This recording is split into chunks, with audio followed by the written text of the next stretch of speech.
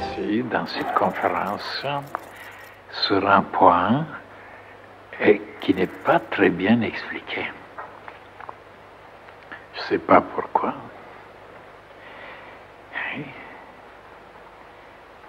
En réalité, le corps physique cherche un autre corps physique pour se joindre, pour se toucher. Mais le plan astral cherche le sentiment que cette fille ou cet homme est vivant, il sent, il vous aime ou il vous déteste, quelque chose comme ça. Après, le corps mental cherche le corps mental de l'autre qui vous comprend, qui pense comme vous, qui vous donne raison. Autrement, il n'y a pas d'amour. Et oui, mais alors l'âme et l'esprit, qu'est-ce qu'ils cherchent là? Ben, il existe aussi. Oh, il cherche quelque chose de tellement subtil, tellement divin, tellement pur, qu'on ne peut pas ni le toucher, ni le voir. Ben, c'est une quintessence. Et voilà ce que les hommes cherchent les femmes, sans se rendre compte. Le corps, c'est un prétexte. Et si c'était le corps physique, il devait résoudre tous les problèmes. Et pourquoi il y a tellement de changements après, des animosités, des persécutions, c'était pas complètement le corps. Le corps physique, bien sûr, c'est un instrument. Il a son rôle, mais derrière lui, il y a d'autres choses que l'esprit cherche. Ben, c'est cette quintessence que la femme possède, mais en haut, elle la possède. Regardez combien les hommes sont ignorants, regardez. Et les déceptions, tout est là parce qu'il ne comprend pas ce qu'il cherche. Il cherche cette quintessence. Et pourquoi? Et pour créer quelque chose. Parce que l'homme, c'est un esprit, il a besoin de la matière pour la façonner, pour la modeler, pour travailler, pour lui donner une forme. Et c'est pas dans le plan physique comme il le fait, c'est la matière, la femme matière, ben, il la modèle, hein, l'enfant qui vient. Et non, c'est pas complet. C'est seulement un reflet de la réalité qui existe en haut. Ce qui se passe ici, c'est un reflet. Les gens sont comme des médiums inconscients. Ils agissent, ils répètent ce qui se passe en haut. En haut, l'esprit, qui est un esprit sur une puissance, il a besoin de modeler quelque chose, une quintessence, une matière très subtile, et c'est la femme qui porte cette quintessence. Et l'homme la cherche, il a besoin, et il ne sait pas qu'il cherche cette quintessence. Et voilà pourquoi toutes les femmes émanent une quintessence. Et c'est à cause de cette quintessence, les hommes sont attirés et ils sont ignorants, ils ne savent pas que c'est ça. Ils pensent que c'est ça, les jambes, les vêtements, les cheveux.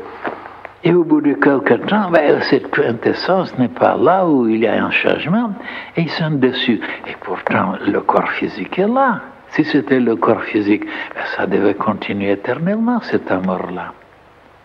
Alors, vous voyez, voilà la logique. Regardez. Et les plus grands penseurs ne sont pas arrivés. Moi, je lis beaucoup de livres et de romans. J'ai vu qu'ils ne savaient pas ce que l'homme cherchait et ce que la femme cherchait. La femme cherchait cette force pour être façonnée, modelée, alors sculptée.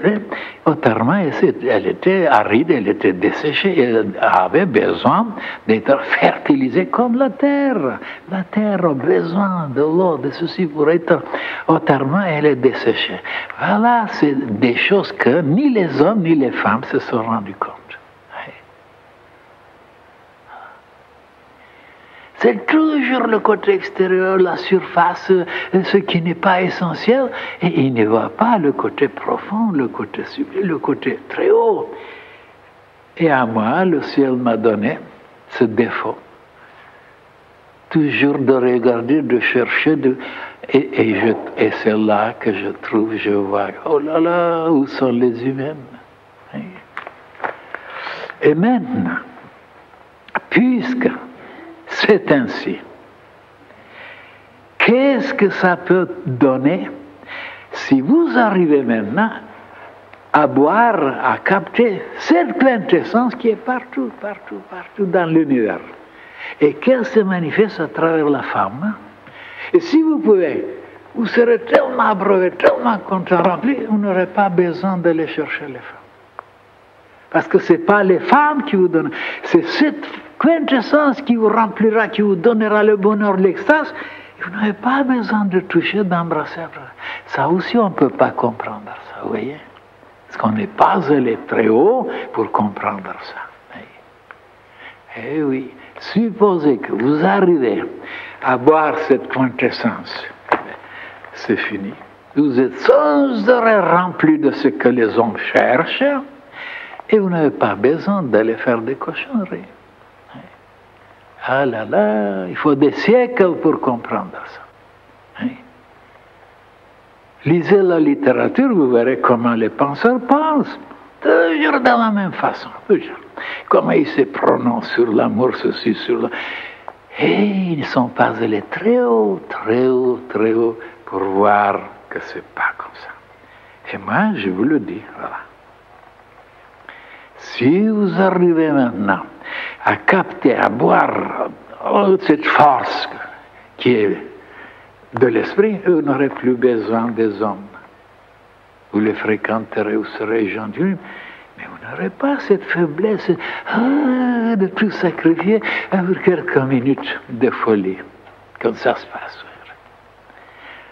Voilà, mes chers frères, sur des choses tellement nouvelles, tellement éloignées, tellement lointaines que l'homme, il ne peut pas s'imaginer, il est trop habitué à penser comme ça.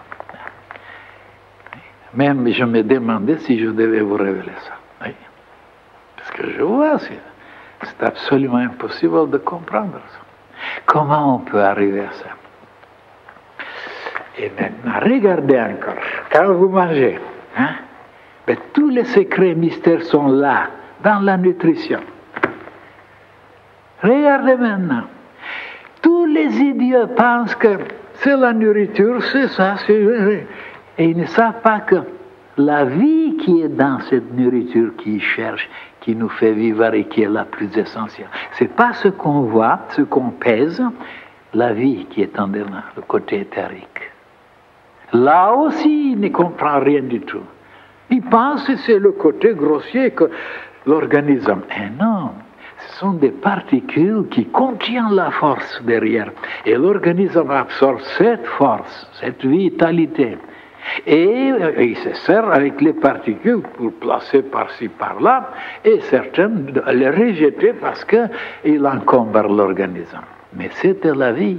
Et manger maintenant quelque chose qui n'est pas vivant, je disais, même pour les religieux, je disais, regardez maintenant comment l'Église pense quand elle doit bénir les hosties et le vin, ou le pain. Et je dis, moi, avant que les prêtres bénissent la nourriture, Dieu l'a béni déjà puisqu'il a mis la vie en dedans. Et si la bénédiction des prêtres était tellement puissante, pourquoi on ne mange pas des copeaux, des morceaux de verre Alors, et même s'ils sont bénis, alors la vie que Dieu a mis en dedans, c'est ça.